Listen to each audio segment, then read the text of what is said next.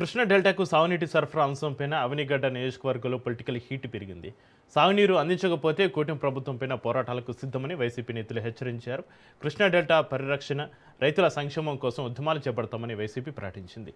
రైతు సమస్యల పరిష్కారం కోసం పోరుబాట పట్టేందుకు సిద్ధంగా ఉన్నామని తెలిపారు. పట్టిసీమ పంపుల ద్వారా వచ్చే నీటిని, పులిచింతల ప్రాజెక్టులో ఉన్న నీటిని సాగు అవసరాలకు వినియోగిస్తే కృష్ణా డెల్టాలో పంటలకు సరిపడా నీరు అందుబాటులో ఉంటుంది అన్నారు.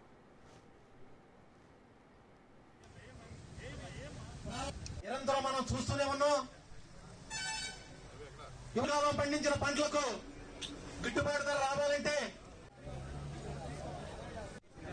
అన్నా రావాలి రండన్నా అన్నా ప్రసాద్ అన్నా. పులిచింతల్లో నీళ్లు ఉన్నాయి, 29 టీఎంసీ నీళ్లు నిల్వ ఉంది.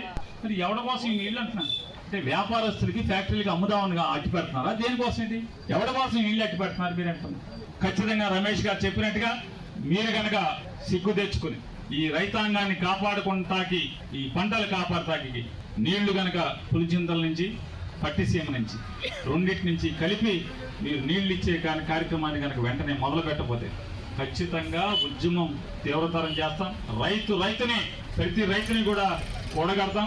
రైతాంగం అంతా కూడా ఇక్కడి నుంచి ప్రకాశం బ్యారేజీ దాకా ఉద్యమం చేస్తామని కూడా మీకు తెలుగుదేశం పార్టీకి హెచ్చరిక చేస్తూ, మీకు అనిపించవచ్చు అధికార మదంతో ఈ తెలుగుదేశం ప్రభుత్వానికి ఏం చేస్తారు, షామ్యానాలు వేస్తారు, షామ్యానా ఖర్చు దండగాలకి మేము నీళ్ళు ఇవ్వం, పీక్కునేది పీక్కోమంటే ఖచ్చితంగా గుర్తుపెట్టుకోండి, రైతు కన్నీరు ఏ పొలంలో పడినాయో, నేల మీద పడినాయో ఆ ప్రభుత్వం, ఆ పాలకుడు భస్మం అవడం అనేది ఖాయం అనేది కూడా గుర్తుపెట్టుకోమని చెప్పని